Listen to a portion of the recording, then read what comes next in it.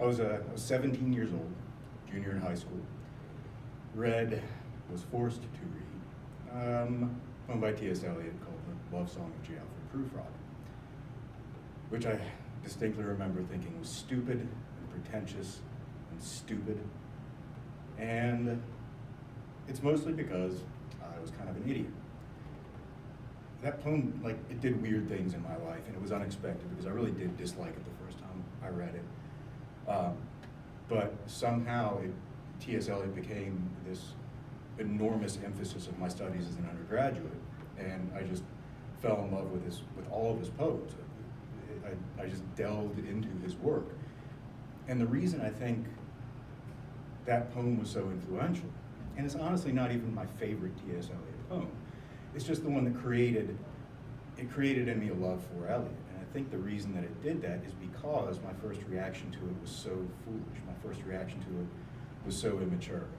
And it was from the perspective of someone who thought, I pretty much know everything, I'm good.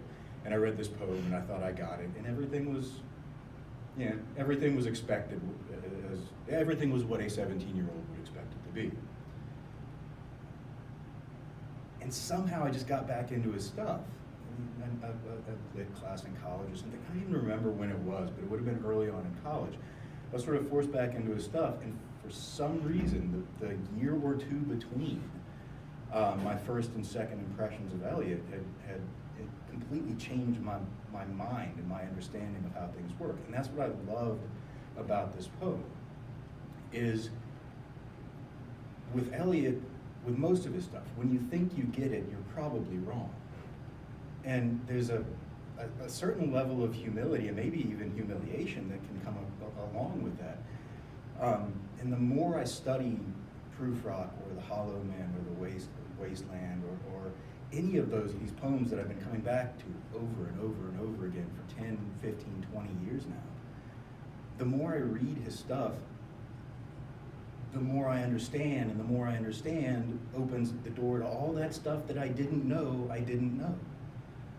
And his poetry is on one level very, very simple, but the language tends to be simple in a lot of his poems. Prufrock, for example, is not a particularly difficult poem to follow the language in, but the doors that are opened every time you discover something new shows you 3, 4, 5 doors that you didn't know were there. And so that's the humility that comes from studying something that's so complex, is I'm constantly being